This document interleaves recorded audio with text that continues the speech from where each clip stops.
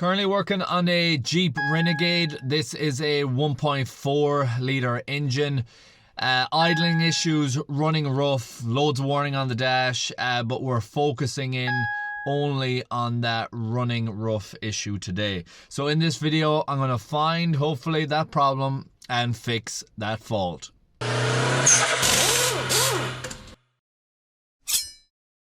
So first thing I do is do a scan on the system and check see what fault codes are stored, and there is 5 stored on this one. We have P0300, which is random multiple misfire detected, P0304, which is cylinder 4 misfire, P0353, which is ignition coil C primary/secondary circuit. The C stands for cylinder 3, A would be cylinder 1 for example, so there's an issue there. P0303 is misfire on cylinder 3, and then we have P130A, which is hide cylinder, and that's related to excessive misfires being detected and where it shuts off fuel. So with that report, I get out the paddle probe on the hotel and start to do a waveform analysis. Jeep Renegade running rough. Got the paddle probe, oscilloscope on the hotel. Just going to be doing a non-intrusive test and checking the data. Got the setting on the ignition probe that I'm on. Number 4. 3, 2, 1. There's an issue with number 3.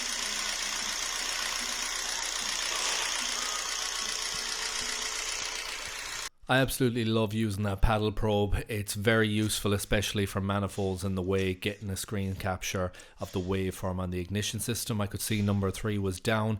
It didn't have a burn time on that waveform, and if you're not familiar with looking at those screen captures, all you need to do is analyze one to another. You're going to have some known goods that you're checking, and you want to see a difference in the image when you're doing it. So that's as simple as you can make it for yourself. Number 3 is the issue here. I could see number 4 ignition coil had some water intrusion at some stage because there was type rust at the tip of it, but I'm not worried about that. I'm doing the quickest ignition coil swap over here. I know 3 was dead, I know 4 was live, so I just swapped them over, and I'm going to run the exact same test again afterwards. I nip it down. I don't tighten any bolts down with my electric tools at all, so I just nip that down because I know regardless of the result I'm going to be taking this out again. I put the electrical connectors back on, and then it's time to check it after that.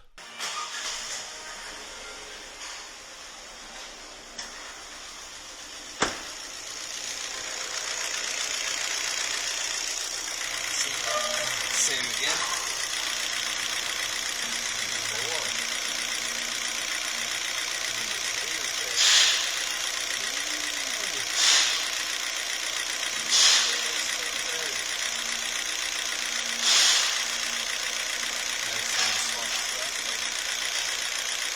So what you didn't get to really see clearly there was number 4 and number 3 didn't change. So the waveforms were the exact same from the previous clip, meaning that there was an issue with number 3 still.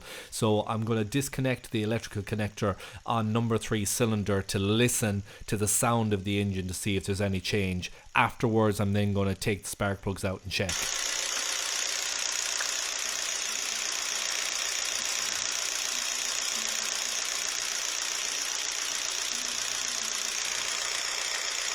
And as you could hear there was absolutely no audible difference on cylinder 3 when that ignition coil was disconnected, which was fully expected from the previous result we had. So with that, I've confirmed that there's very likely an issue with the spark plug, but again, we're going to get 100% confirmation by doing one more simple check that I recommend everybody do. You shouldn't just go, yeah, spark plugs immediately. You should always confirm the fault before you go and order parts or speak to the customer. So in this case, swapping 3 to 4, and then I'm going to use the same analysis on the waveform to make sure that it has moved I can see on cylinder 4 it's looking pretty bad.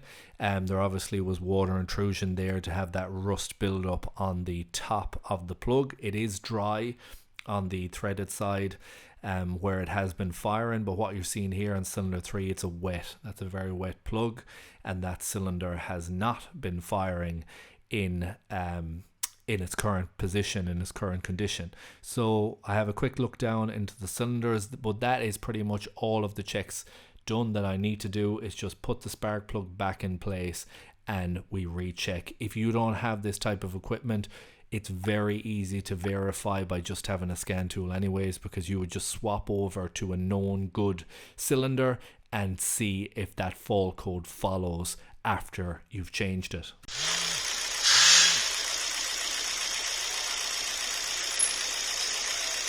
After the spark plug swap,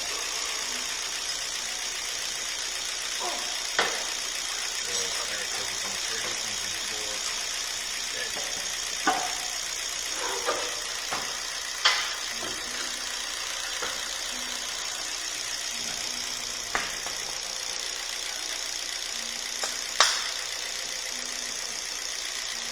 Spark plug on this one.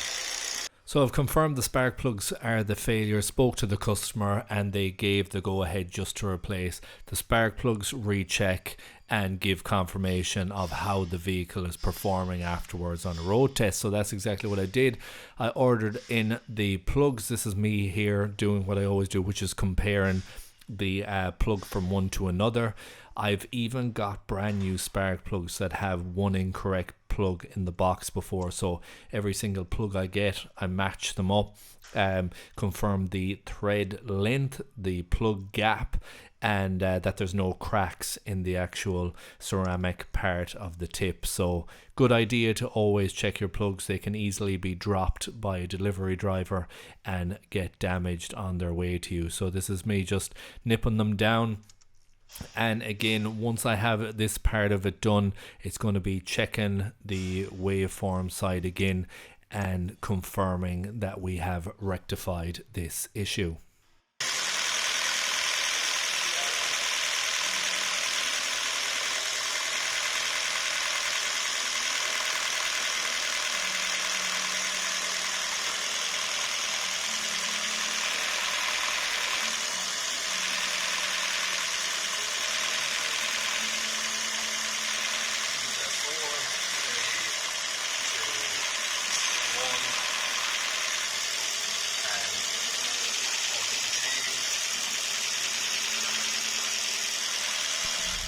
Engine light is now off. Idling issues seem to be okay.